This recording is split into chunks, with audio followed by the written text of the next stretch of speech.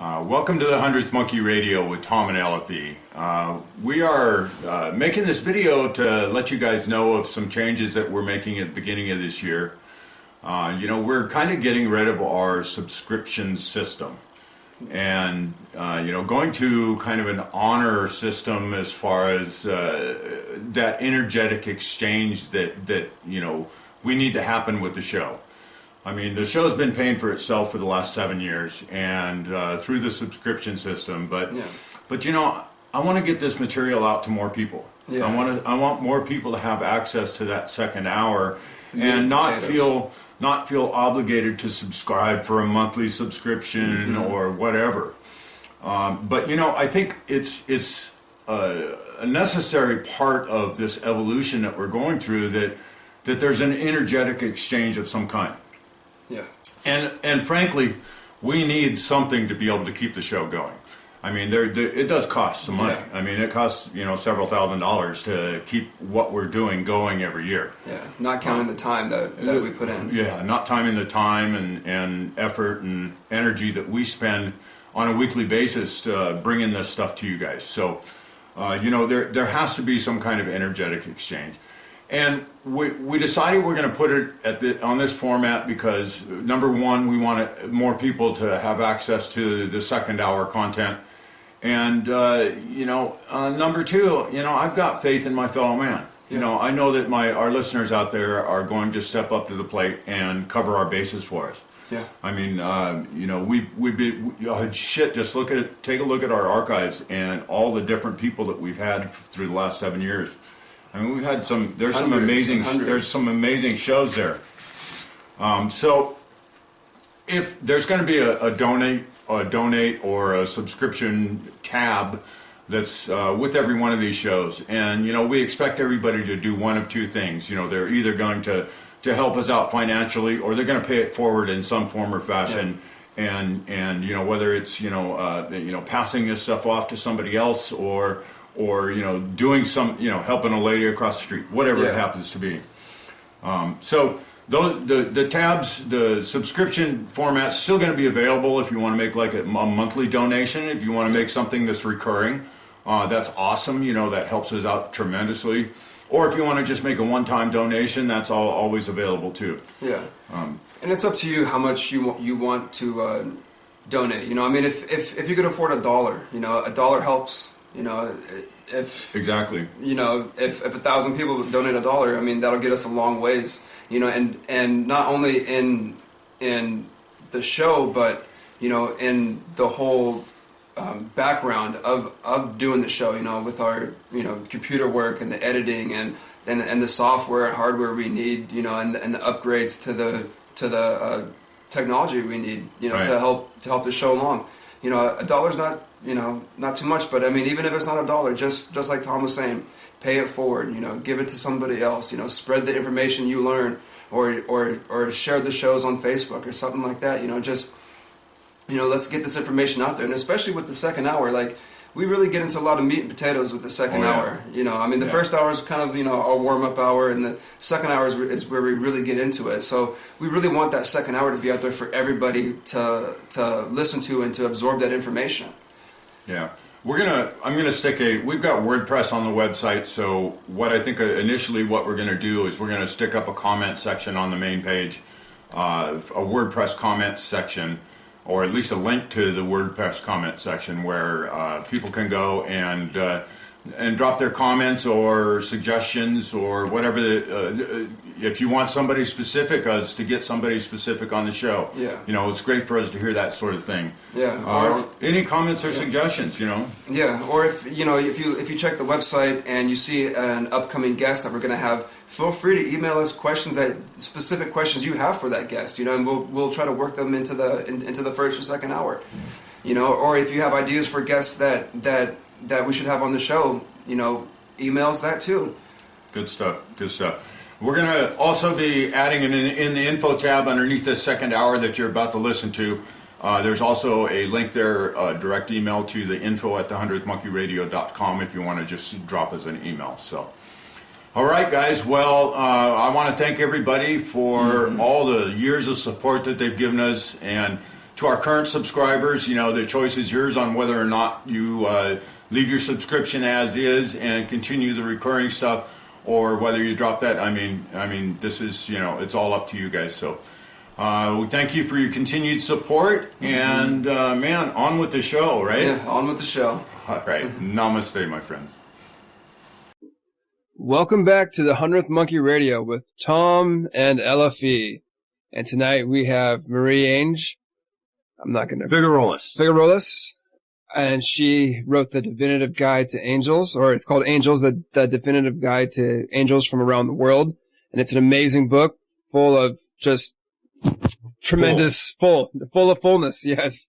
And, we'd like to thank everybody who's listening to the second hour, and we appreciate your support and helping us, keep the show going and, spreading the message out there. So I wanted to start the second hour off. Marie, my dad passed away about 1.5 years ago, and since then, and before he passed, we had many conversations, and I told him, and he told me that he's going to come back and see me. We're going to still be in contact with each other after he passes. And sure enough, I have dreams about him, or he comes to me in my dreams on a quite often basis. And we do projects, we play around, we laugh and we joke. One time he was irritated with me about something, but he's been coming back, on 2, 3, 4 times a month.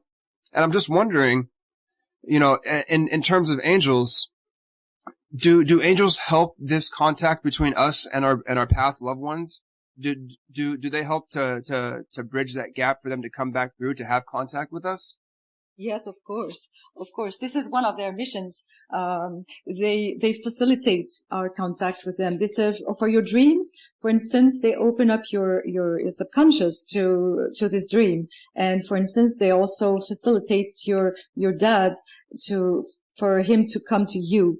They create the channel. They work on the energy channel to open it and create this connection that you have with your dad. They're very important. And you can also pray to Michael, because he's very connected to the deceased. He's a psychopumped archangel, meaning that he takes care of the soul when the person passes on, crosses over. He takes the soul and brings it to the spiritual realm of energy. So Michael is a very good archangel. You can call on you to facilitate your connection. And of course, angels are with your dad. I have no doubt about this. And it's beautiful, by the way. I want to tell you, you're lucky to have this very close bond with your dad. It's beautiful. Yeah, it's great. And that was one of the things. He was diagnosed with cancer, and he was given like 6 months, and pretty much 6 months to the day after his diagnosis, he passed. And and we talked many times, about death and dying, and he always prepared me for the day he was going to die. It was never a taboo subject in the house. Death was never a taboo subject. It was always something that was talked about openly. And hey, it's part of life. Yeah.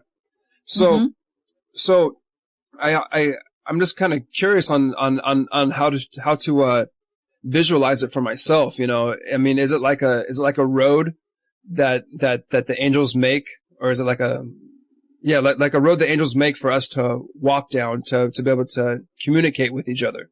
Yeah, it's a sort of radio connection that we have today with our audience. It's almost the same thing. They create this channel. Because there's so many channels, so many people who passed on and who want to connect with the living, so many. Therefore, if there was no angel here in this the spiritual realm to facilitate it, it would be too complicated, and there would be intricate networks of whatever. So yes, they are very close to us and facilitate this contact. It could be also visualized as a tunnel of light, as a ray of light, a very, very powerful beam of light, like a laser If you can visualize it like this, it's very helpful. Like a laser, like woof, like something that that's very strong, very, very bright. And this is the connection. Mm-hmm. So you use your book is full of all sorts of wonderful tools for working with the angels. And I guess well, let me step back one second here. How important do you think it is in our lives here on earth as a human, do you think it is to have this awareness of the angels? I think it's very important. And, this is also why I wrote this book. It's not just to, pile up information and rituals. The purpose is to spread the message that angels are very important for us. Why? Just because they facilitate our contact with God and they want us to evolve. Isn't that a great purpose, to evolve? And many people nowadays face horrible challenges. Sometimes it's unemployment, it's the loss of a loved one. It can be many, many different things. And life is hard. Life is difficult. Therefore, praying to the angels and connecting to them brings peace at heart. And this is something that if you don't experience it, you don't understand what I'm talking about. It's just something that you need to experience. It's like when you say somebody goes to tan on the beach and you don't feel that's how nice it is to feel the sun on your skin and this warmth. You feel it. You feel warm. You feel the sun inside your skin and warming up your body. And this is a great sensation. Yeah. I think it's the same thing with angels. It's the same experience. If I tell you go tan with the angels, you're going to say, oh, it's okay. But experience it. Please try it and you'll see how good you feel, how warm you feel, how loved you feel. You just do it and it's amazing. Amazing. So do you think that angels facilitate synchronicities? Yes, of course. Oh, yes, of course. Some people say, oh, it's an extraordinary coincidence. It's not a coincidence. It was meant to be.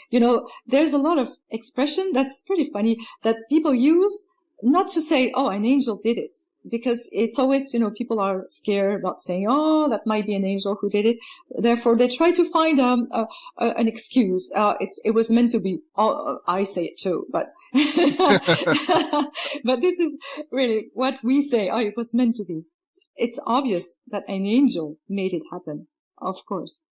Of course. Synchronicity is some people say it's God, but I truly believe it's angels because God created the angels to help us and to gather us, to help our lives to be better. So all they do is intervening in our world.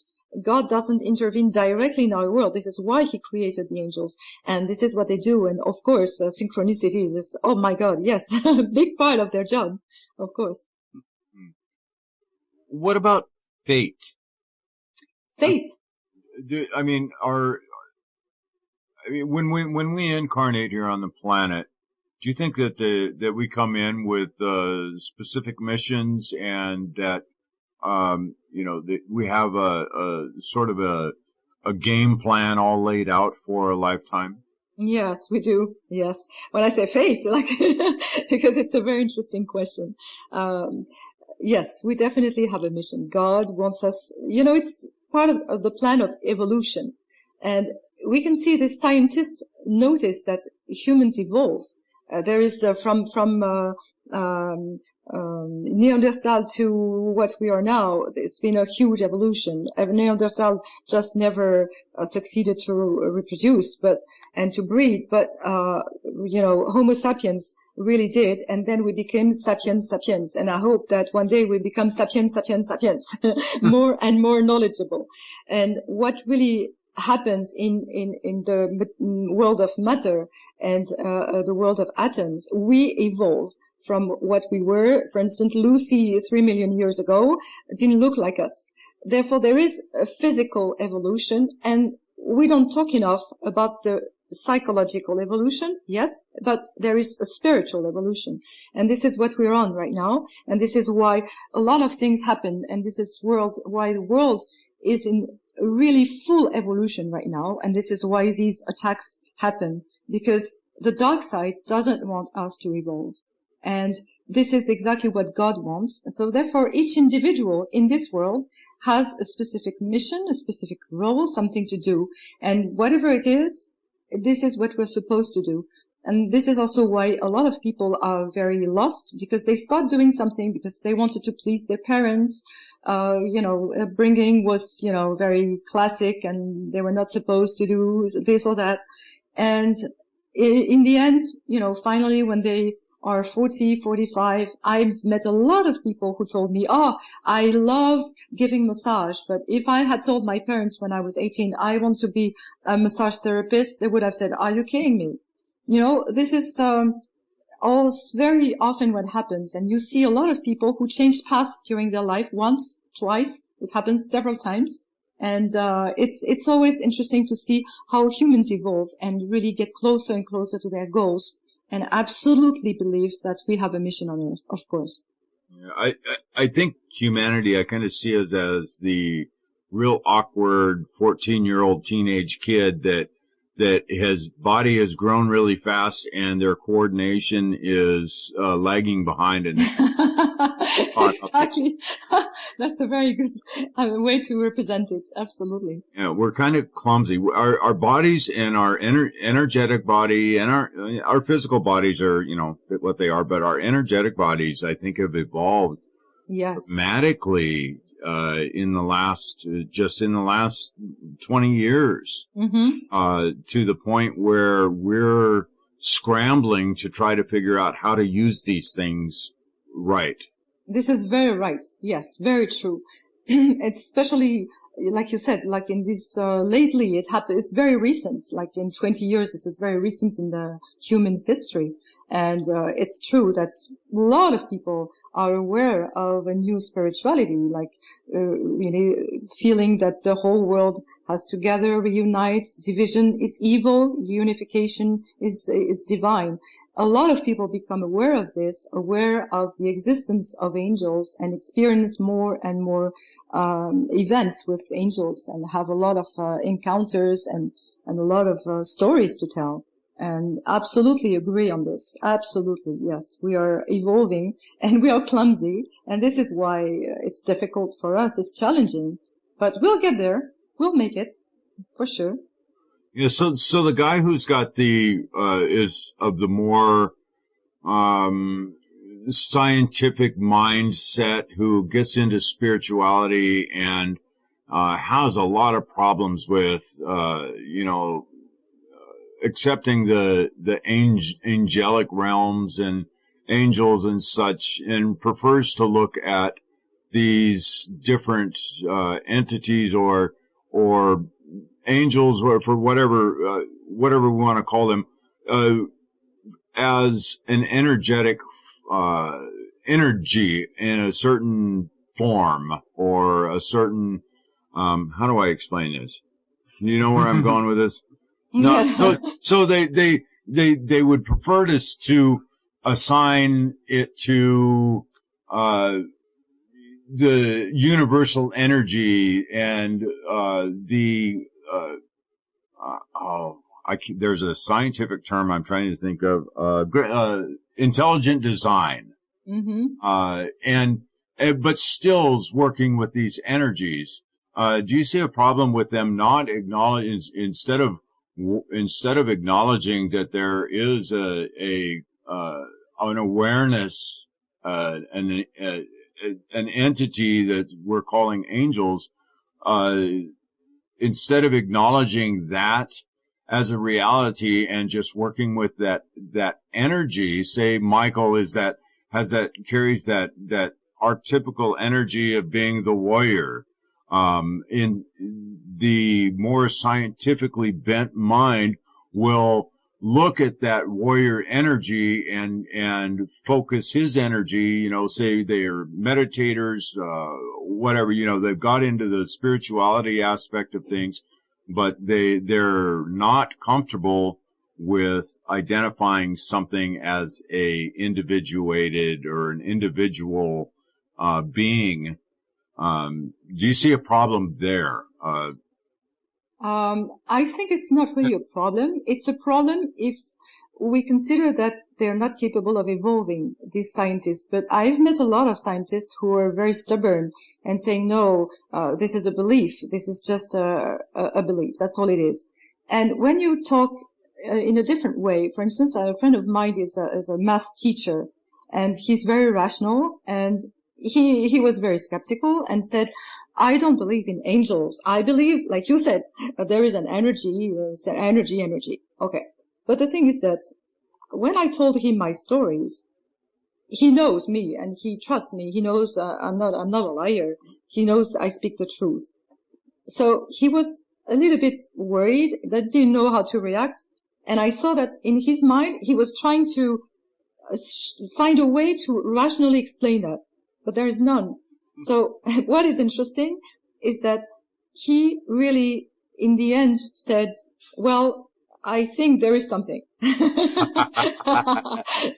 it's just, that's why it's not a problem, because I think it's pure evolution. And the same thing, they can be very, very competent in their scientific domain and not having a consciousness really evolved in this field. It's not because you're super smart and super evolved and have a incredible knowledge in science that your consciousness is super evolved. You can have a very simple job and be very evolved spiritually. I think there is no correlation between intelligence, competence, job, and consciousness. I think it's just people open their heart and evolve, and the consciousness grows, improves, and blossoms.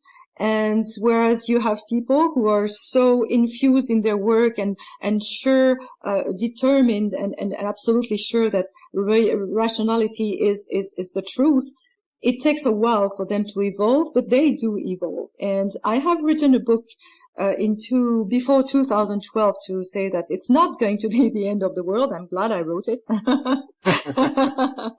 And I published in French in Canada. And I did a lot of research about what is the fear of apocalypse. It's a syndrome, the fear of apocalypse. This was the theme of my book, to prove that it was just a fear and that it was not going to happen. And I think it was a great experience to write this book, because I learned a lot about how the scientists think. And there is a domain in which they have a lot of questions in mind, is quantum physics. They still cannot establish the whole with the theory of Einstein's theory, and relativity. They cannot match quantum physics and relativity. Therefore, they have a problem there, and they try to figure out how it's possible. For instance, you have particles, like really very small particles, that are similar, and they react the same way. For instance, you have particle 1 and particle B, and you give an order to particle 1, particle B is going to do the same thing. It's a simultaneous action, and they have no explanation for that. Right. And this is very interesting, because sorry, excuse me? Spooky action at a distance. Exactly. And this is why it's very interesting to see this, because they have no explanation and I have an explanation. There is a consciousness behind this. There is God behind everything. And more and more scientists, and this is what I discovered when I wrote the book, believe that there is God behind everything. Therefore, from God to angels, it's going to be easier. So let them start with God and they will come to angels. Right. I think really it's going to be the path, and it's going to happen. A lot of people who are very rational, very, very against spirituality and refuse any type of spirituality, one day or another, they have so many questions that come to their mind and no answer, and they will definitely one day figure out. And it's sad to say this, but some people, they need to face a real challenge in their own life, and this helps to. 2x4. Yeah, that's a big challenge, like something very difficult, like unexpected and difficult to experience, and sometimes they react in a different way than they were before. That helps to evolve. And sometimes people ask, oh, why do these people go through that? And it's because they needed it to evolve. That's the way it is. It's evolution. I'm here to tell you that's the truth. Yeah, that's what happened to me. Is I had quite a traumatic year, and it was my wake up call. I I read your, proverbial two by four. excuse me to interrupt, but I read your life, and you've been through a lot. Yeah, Yeah. Mm-hmm. So, with greater knowledge comes greater responsibility. Right. You know, as we're and this is most important right now in this time in history, as we are really beginning to get a good grip on who and what we are, and you know, the abilities that we've been imbued with. So as we're growing here, people make mistakes. People go down the wrong path. They summon the wrong being. They delve into stuff on the dark side, and they get themselves in situations and find themselves kind of stuck. Let's say here's a scenario for you, and I'd like you to kind of lay out how you would approach addressing it. Say somebody has summoned up some evil spirit that they were playing around with a Ouija board, whatever, however they did it.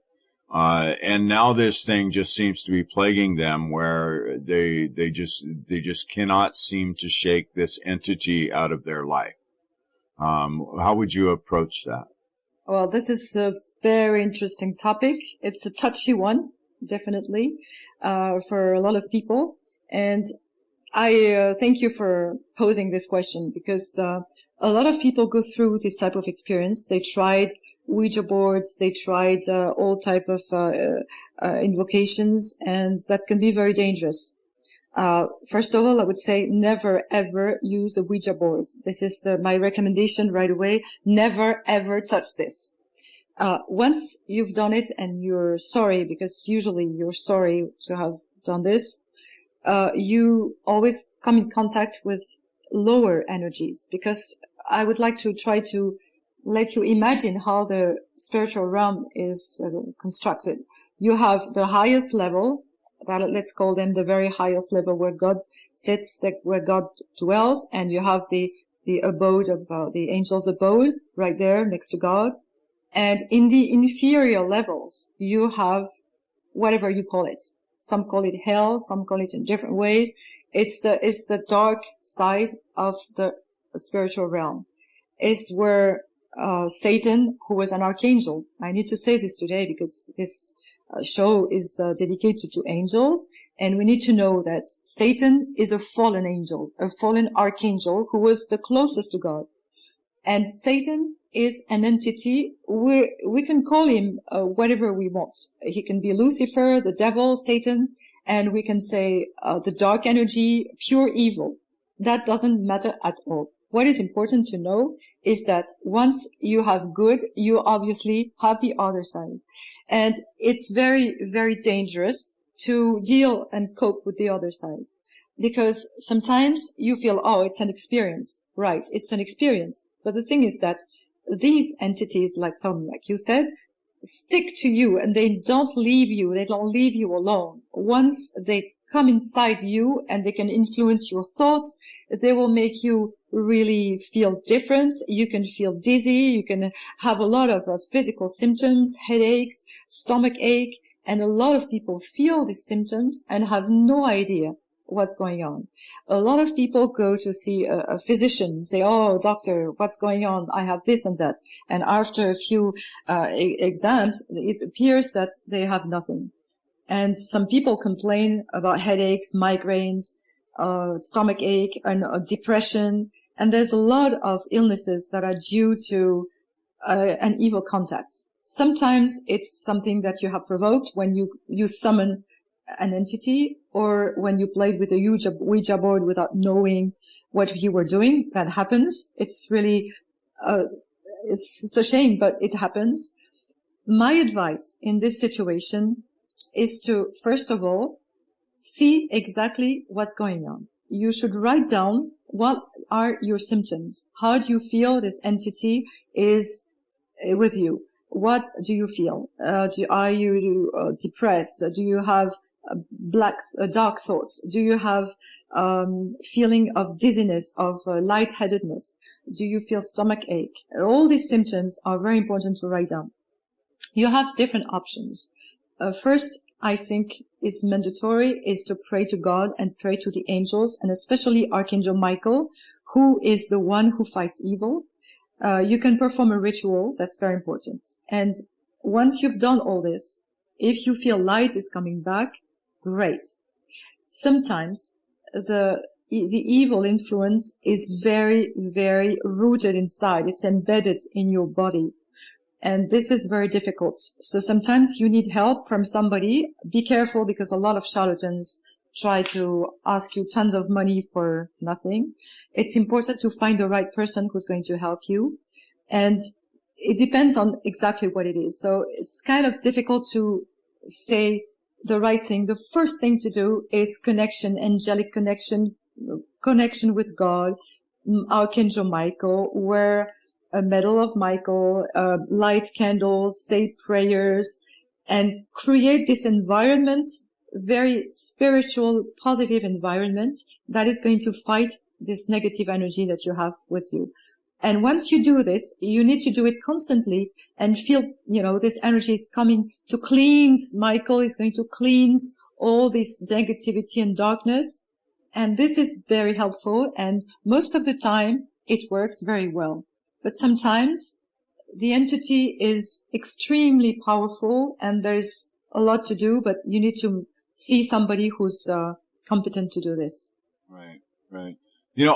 I've noted, and I'll just use, we mentioned the last 20 years here a little bit ago, and I'll use that as the time frame. I've noted in the last 20 years a change in the energies I sense from other people. I'm pretty sensitive, especially when somebody has real dark attachments. Mm-hmm. And I have noted within the last more so in the last 4 or 5 years a lot of cleansing going on. Mm-hmm. A lot of people that are shaking those bad energies and that negativity, and that it is. It's been remarkable for me to witness the way that I'm able to sense mm-hmm. the shift that's happened, and it's very and it's. I've been extremely optimistic here, especially this year. My optimism just went through the roof, and I haven't been able to quite put my finger on what it was that clicked within me or my environment that has shifted my optimism to such a bright and shiny future. But it's great. I do. I see us growing, and I think that's the big thing. Is I see humanity growing as a whole. Even with looking out at all the darkness that's out there, the stuff that goes on the media, right? Mm-hmm, they all sensationalize all these things too. Yes. They blow it way out of proportion majority of the time, and the things that should be blown out of proportion are ignored. This is so true. Right? So, yes. They're a little bit backwards in the way they report things, but yeah, I have definitely seen a shift in energy. So I think that, I guess the point I was trying to make here is that I think once you get in a place where you're truly seeking for yourself, you're truly trying to better yourself, that it makes it so difficult for those attachments to gain any ground. Absolutely. The more you stick to your spirituality, connection with God, with the angels, with the positive, with the beautiful energies that you can find out there when you go in nature. You go walk on the beach, in the forest, in your garden, wherever you go. This is pure. This is very, very powerful. So if you're very connected to all these energies, the positive ones, it's difficult for darkness to try to, be attached to you or whatever.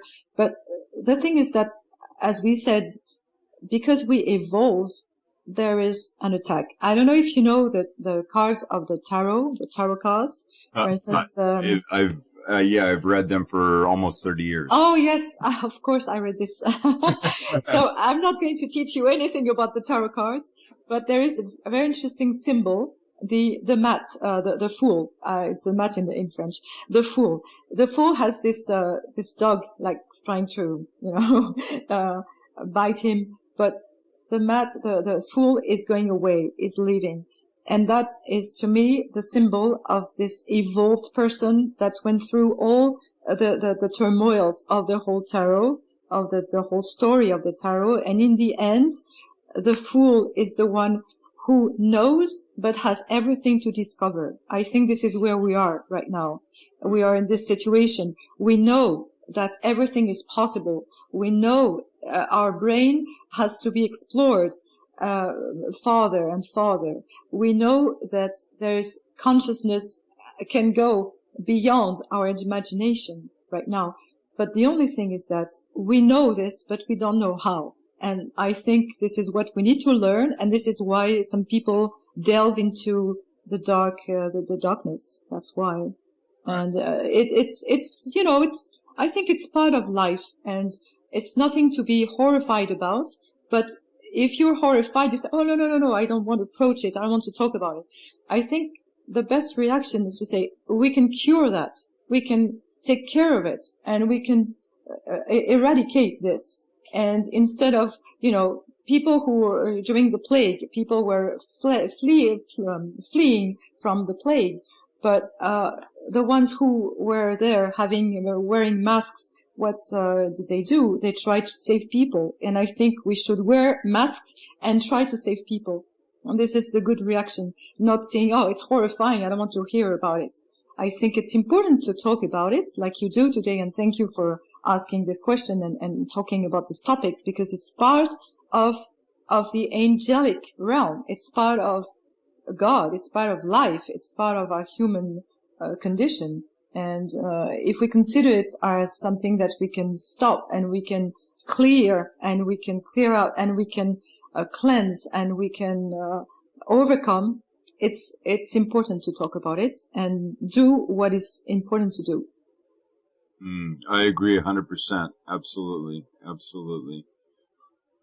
And your own experience, I guess, was somehow, when somebody is willing to evolve strongly, has a real, desire to evolve and grow, sometimes there are attacks. They don't succeed, but they try to attack and really tear you apart. And I think this is part of what evil does. Evil tries to prevent people from evolving, because this is what they are supposed to do, is to prevent light to shine.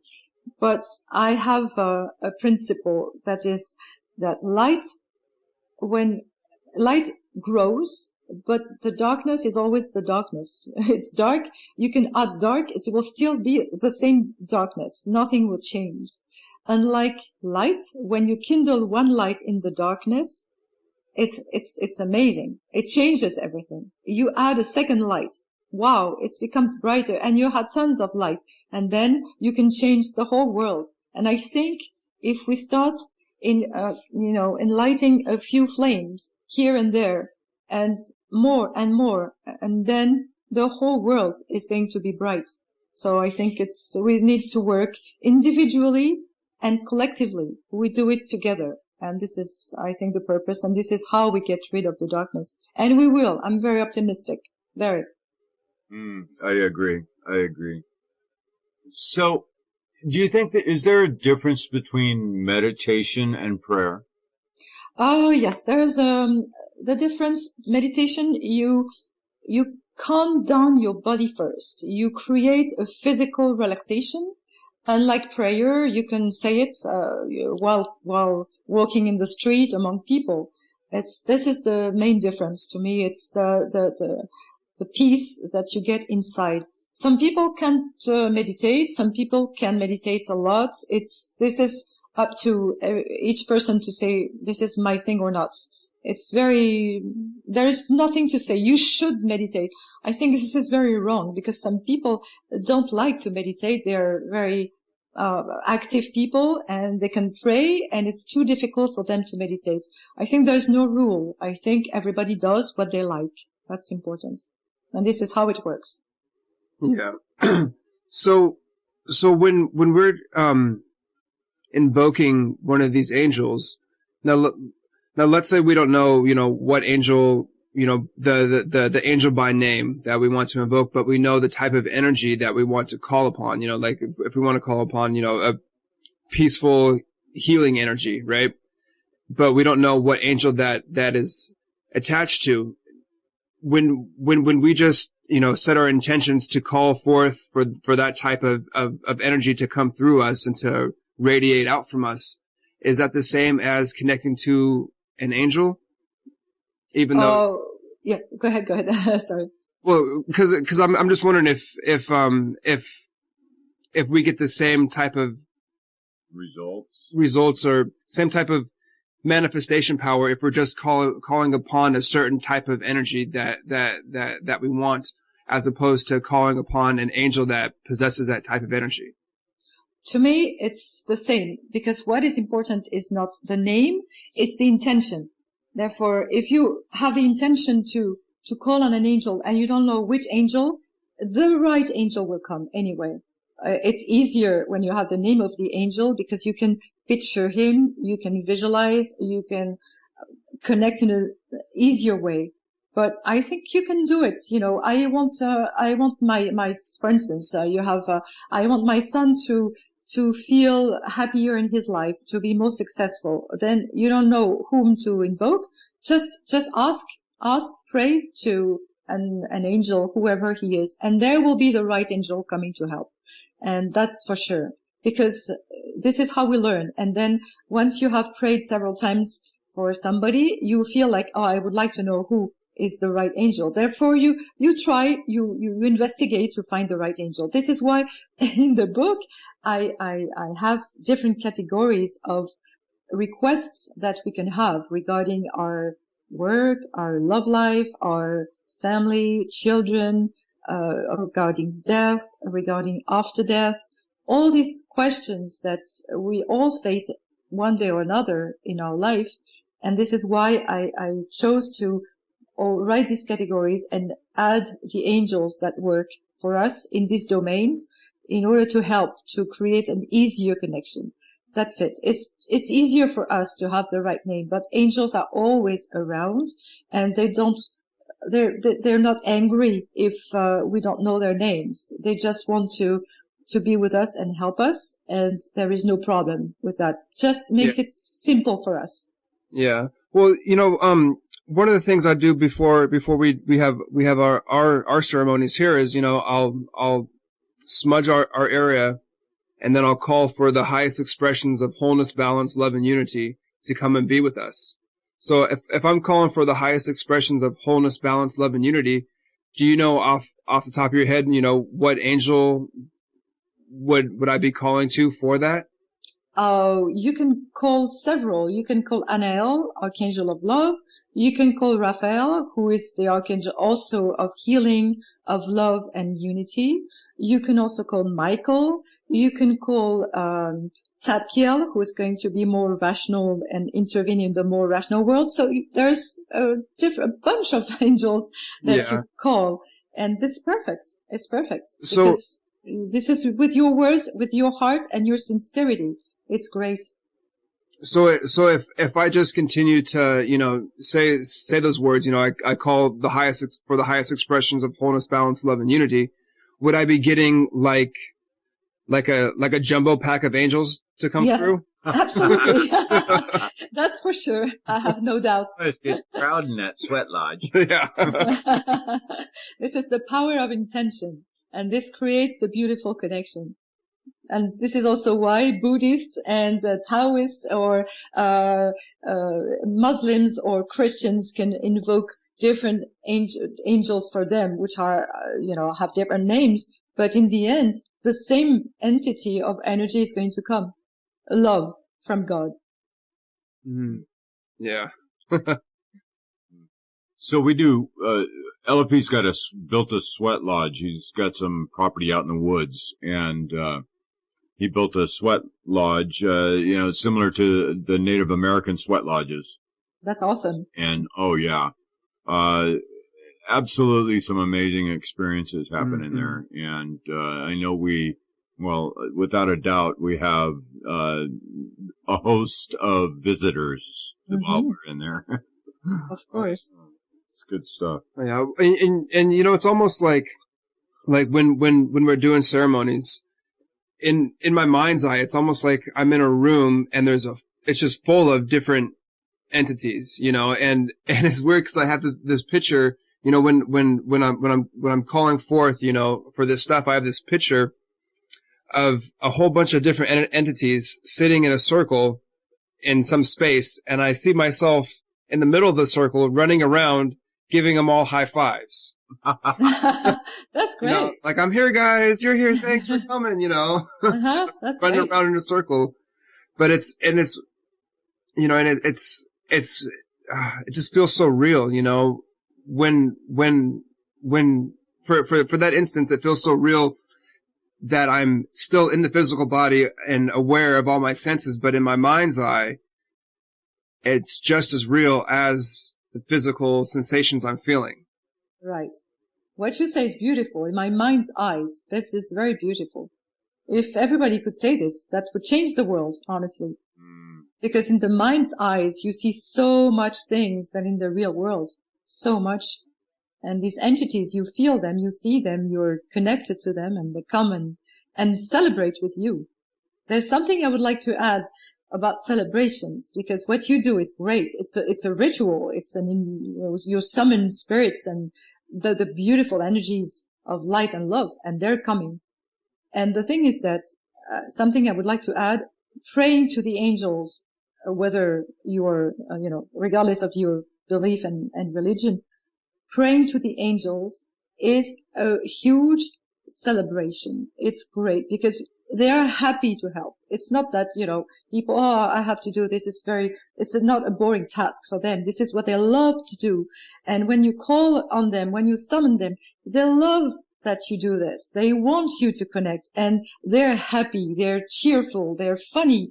And this is why they sent me all these rituals that I channeled, because performing these rituals create a wonderful atmosphere in the room first, and then in your heart, because you put a lot of energy in it. You put your heart, you add flowers, whatever items you use, objects, statues, you can cut out paper, you can do whatever you like.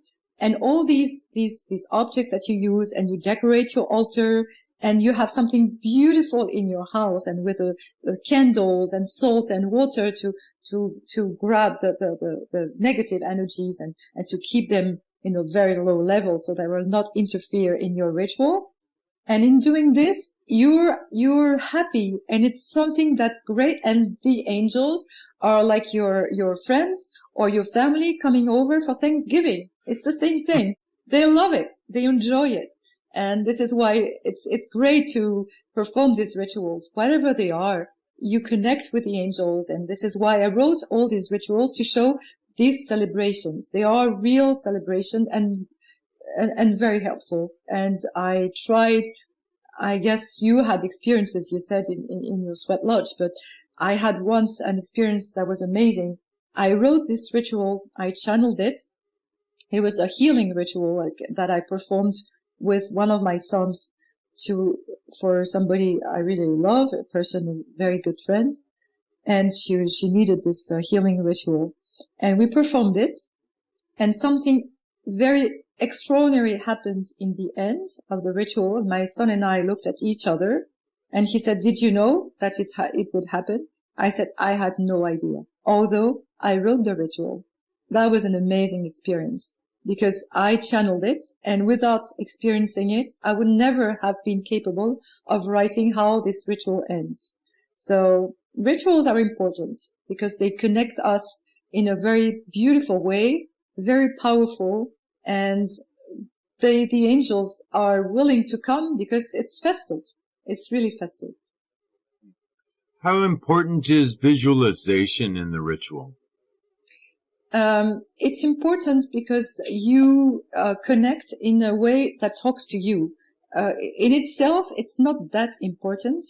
It's just because we are humans, and unfortunately, we need something tangible to really connect. If we just connect to an energy, does it talk to you? I don't think so. I think it's easier to picture whom you connect to and to understand exactly how you represent this person. This is why some see angels with wings, some just see them in white, some see lights, all these different visualizations, but it's easier to visualize and picture a celestial being. It's way easier. That's why it's important, because it helps us to create a stronger connection. Right. Like when you talk to somebody from your family, it's always nicer to be with this person than to be on the phone, because you feel the energy of the person when you see her. And for us, I think it's the same with celestial beings. Yeah. Yeah. I know I've used visualizations in my meditations forever. It just helps to build the energy. And it's the same with when I'm working with entities that I'm trying to connect with, is I use a visualization to solidify the bond or solidify the connection. That's wise. That's fine. Why did you say abuse? It's not a problem. Right. Right. Mm-hmm. It's fine. I think it's very positive. I think it's even better to visualize these beings that you call on. It's good. It's very positive. Yeah. Well, let's see. What haven't we touched on out of the book here so far? Angelic astrology. Mm-hmm. That was when I saw it, I haven't got to that yet in the book. But is there a whole astrological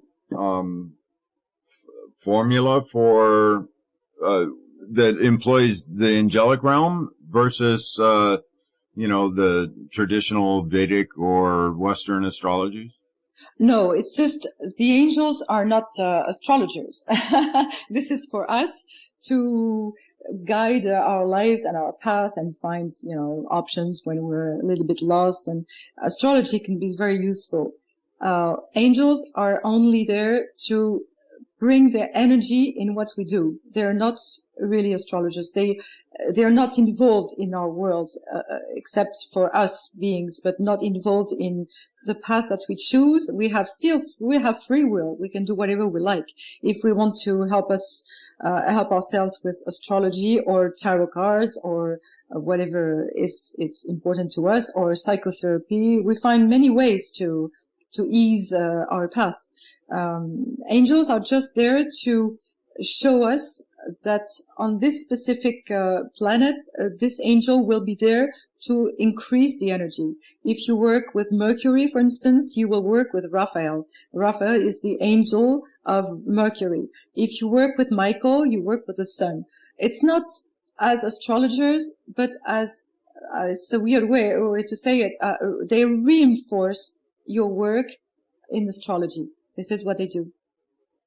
Okay, so they're more associated with the planets or the signs themselves? Yeah, it can be both, but most of the time they have a more celestial connection with the planets than with the signs. But they still have connection with the signs, but it's not as strong as the planets. But still, whenever you can connect with angel of the day, angel of the month, angel of the week, angel of the south, angel of the north, angel, wherever the cardinal points, you have every single way of working on your path and evolving. You will find an angel to amplify your work, guide you more, but still they will follow you on your path. They will not say, this is the astrology of angel, this is what you're supposed to do. No, you do what you have to do. And if you want to be, I don't know, if you want to be a physician, for instance, for somebody who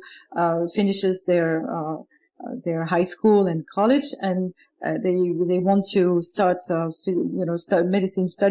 medical studies, then they can just pray to Raphael, who is the angel of love and angel of healing, and they will confide in him and start with him, and then work with astrology, Mercury, whatever, the planet, the day. There's various ways to open the world with the angels in these domains, but they're just there to reinforce. They're not here to tell us exactly what we have to do with astrology. Like same thing with reading cards. It's important to read cards with the angels if you want to enhance the energy and make it stronger. But they're not telling you should read cards. This is our choice, and this is what we decide to do. But they're always there with us to support us, always. So how do the essential oils and color and that sort of thing play into connecting to the angelic realm? It's very simple. If your best friend or your spouse or your child or whoever likes a color, you're going to tell him, "Oh, I've bought you for Christmas. I have a present for you. It's a sweater that is from this color, but this color." It's the same thing. Angels have colors that they like. This is a very interesting debate because a lot of people say, Raphael is only green. Some people say, he's orange. And I believe he's yellow and orange and also green. It depends on what you do with the archangel. This is why I have written this book. It's very simple to understand. You just have references. This is what this angel likes to work with. This is what he likes because he feels comfortable, and we feel comfortable with this color. For instance, I have performed rituals for Michael with a lot of orange, a lot of gold. This is what he likes, and this is what I felt comfortable with when I was performing the ritual. Therefore, this is why I suggest to perform these rituals with these colors. And the same thing with incense. These scents are specific to certain archangels or angels, and I think it's important to use the right incense, the right color, the right candle, because they really understand that we are talking to them. We address them a specific prayer, and it's a way to show that we are really willing to be into their world. It's a step into their world, and we always ask them to come into ours. So it's good to, share and step into their world as well. It's important. Yeah, there is the ritual and the preparation for the ritual. There's a lot of energy that can be built by those. Most definitely. Yes, the ritual is an energy builder. It does. And especially if you cleanse your house first, and you cleanse the room, and then you perform the ritual, and you bring this light, you bring this sense, you burn the incense, you will feel much better if you do this. You will feel something, a peace inside. You will take deep breath, exhale, and release the tensions, release anxiety first. And then when you perform the ritual, you have cleansed your body and your mind from negativity, from all the pollutions from this outer world, which is also sometimes very hard to cope with. Right. So in all your communications that you have had personally with the angels, is there any specific message that they've shared with you that they would like to get out to the world that you haven't that you didn't put in the book?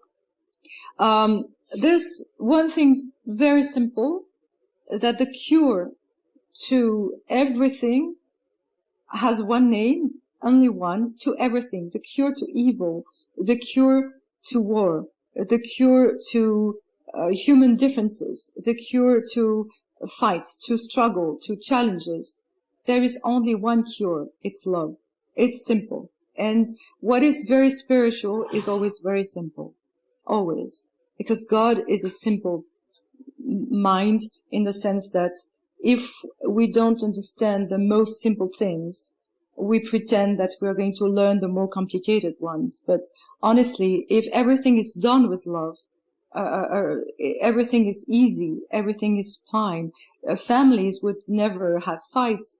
Couples would stay together.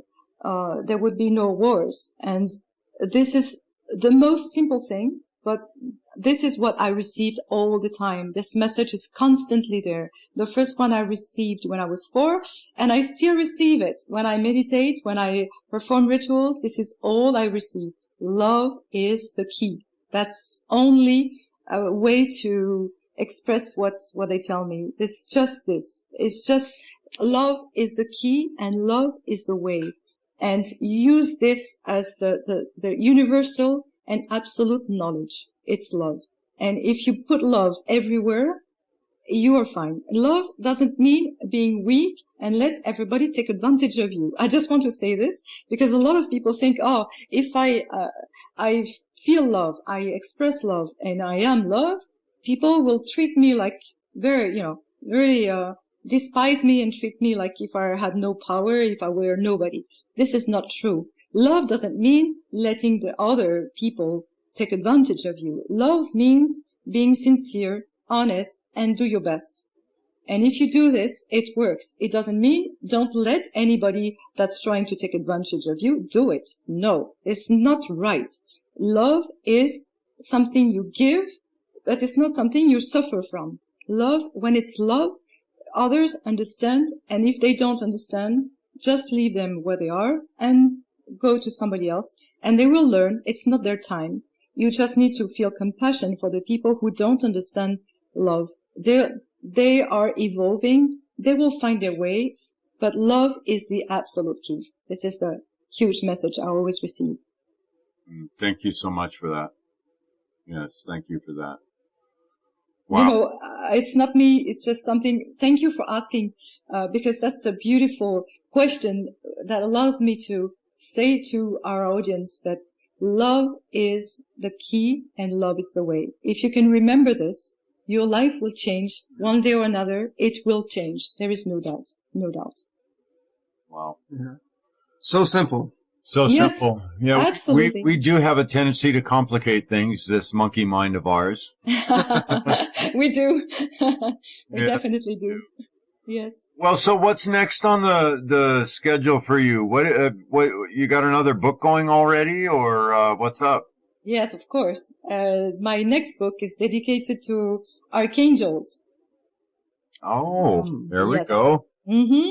All right. So it goes further, and it's a lot of explanations of who are the archangels, where they come from, the different archangels, the origin of the archangels. Also, I explain the whole story of evil, like knowing that, evil is Satan is a fallen archangel, and from there everything started. The whole process of evil, why it's created, how we can face evil and how we can destroy evil, and all this information. And there is a specific file for 16 big archangels who are very helpful for us. And there, everything you want to know about them. I found this through documentation, a lot of research, and also through meditation. So there is a new, beautiful archangel I talked about in this book on angels, whose name is Zarubiel, and he is, I call him the unknown archangel because I have never heard of him before, and he came to me in a meditation, and he's the archangel of beauty, and I saw him spreading wings covered with diamonds. That was the most beautiful vision I could imagine. It was beautiful. And he is a protector of children. This is great. This is a huge thing. Wow. Wow. And what was his name again? Zarubiel. Zarubiel. Zarubiel. Beautiful archangel with wings of covered in diamonds. Beautiful. And in this world of darkness, we need an archangel with wings covered with diamond that reflect the light. And this is why it's not because he wants to show that he's very wealthy. He just wants to show that these diamonds reflect the light. And the more light we give him, the more light we receive. And this is exactly the exchange that we need to have with people. Like the more we give, the more light we give, the more light we receive. And this is exactly what he does with these diamond wings, like reflecting our own light that comes back to us. That's beautiful. It is very beautiful. Yeah, exactly. You're right on spot. That is exactly what we need right now on the planet. Mm-hmm. Yes. And we need a lot of love and a lot of compassion for those who don't understand love yet, because they will one day. Yeah. Yes, because they're humans. So we're all the same atoms and particles. So, yeah. Well, thank you so much. This has been an absolute learning process. Yeah. Actually, Very, very insightful. Good stuff. And this book just came out, right? You just released this month, so released 2 days ago. yeah. So good luck with this. Thank you. Sure. Like I said in the first hour, I think if anybody is out there working with angels, then this is going to be a book that you're going to want to have, guys.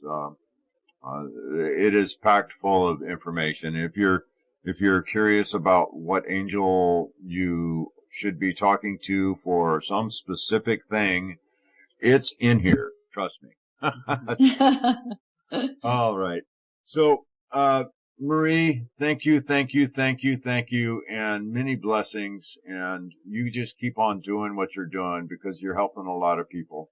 Thank you. And thank you so much for inviting me to your show. It was a delight to be with both of you with your insight on everything and your very interesting questions. And it was a great moment altogether. Thank you so much. And many blessings to both of you and to everybody in the audience.